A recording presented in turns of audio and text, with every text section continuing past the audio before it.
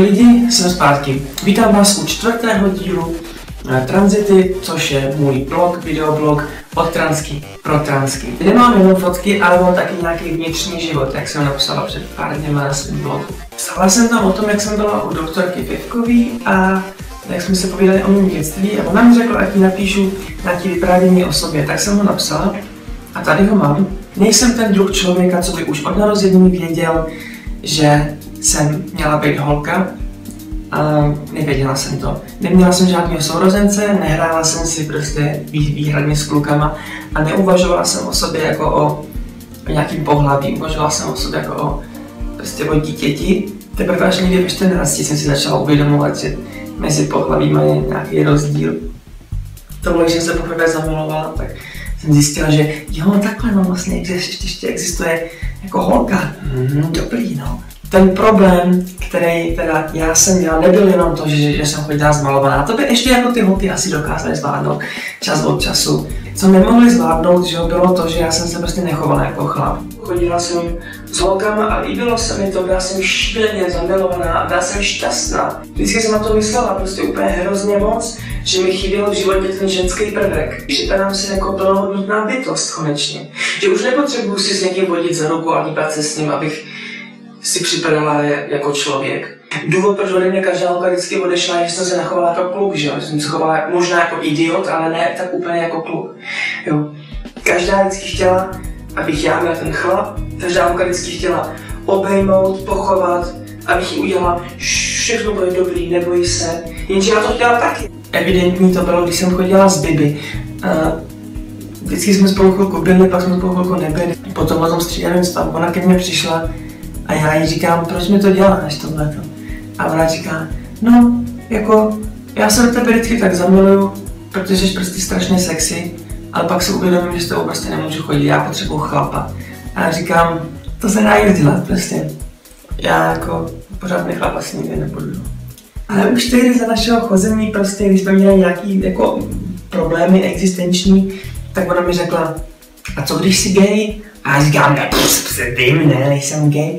Ale pak jsem si uvědomila, že tenhle problém, co když jsem gay, bych nemusela vůbec řešit, že kdyby byla holka, ne bych prostě věděla, že jsem na holky, bylo by vystaráno. A nemusela bych mít prostě vůbec žádný pochybnosti o sobě. I moje máma mi řekla, že kdybych byla gay, tak by to bylo vlastně lepší, že? To poznáš, že? Jako já jsem taky věděla, na co jsem, že? Ale vždycky jsem říkala, tyjo, já bych chtěla kouřit penis, ale je to teplý, že? Protože to je teplý, když chlap kouří penis. No a teď konečně prostě ve 24 není teplý kouřit penis, chápeš? To je jako kdybych jako kdybych si 25 letech zvěděla pohlaví. Ne, to je jako kdyby najednou všichni ostatní lidi zvěděli pohlaví. Ne, to vlastně není, protože to bych zase byla na kluky. To je jako kdyby všechny holky měly penis. Parádní, ježišme. Ne, to by nebylo parádní, protože by žádná holka neměla kundičku. A z toho jasně vyplývá, že jediný rozumný řešení situace je tranzice. Oh yeah! Nedávno mi Natálka poslala článek z novin a tam bylo napsáno, že všechny ženy jsou bisexuální. Yeah! Pozitivní na tom je, že teda vlastně teď můžu balit všechny holky a jako není to trapný a těm holkám nemusí být trapný, že spí s holkou, když má penis.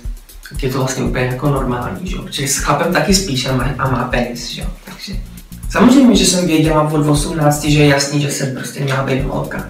Pak si zase říkám, a i ostatní lidi mi to říkali, jako, no jo, ale ty přece spíš s holkama a chceš spát s holkama, tak to nemůžeš být přece transka.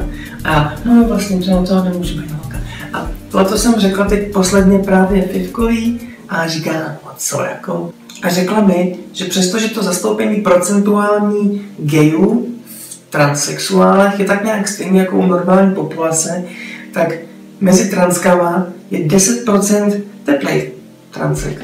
Což je dobrý, protože to znamená, že každá 10. transka je transka pro mě. Jej.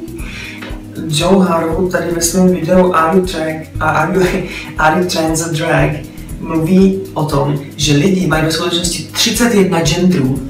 Přitom já jsem si myslela prostě dlouho, že jsem normální kluk. Ale zároveň jsem prostě viděla to své bimbátko mezi nohama a říkala jsem si prostě, nešlo by to nějak jako dát pryč? Jo? A ne prostě na furt. Proto jsem dlouho nevěděla, jestli teda jako chci být holka nebo ne, protože jsem nezažívala žádnou hlubokou genderovou dysforii, jako všichni, že nenávidím svoje tělo. To já jsem si jenom říkala, kdyby penis byl z lega, tak by se holka, co tak? A šel by odehnat nebo přidat na čelo třeba, to je jedno, prostě, aby jenom to bylo trošku jinak. Příště už se opravdu přesuneme k novému tématu a to téma bude, coming out.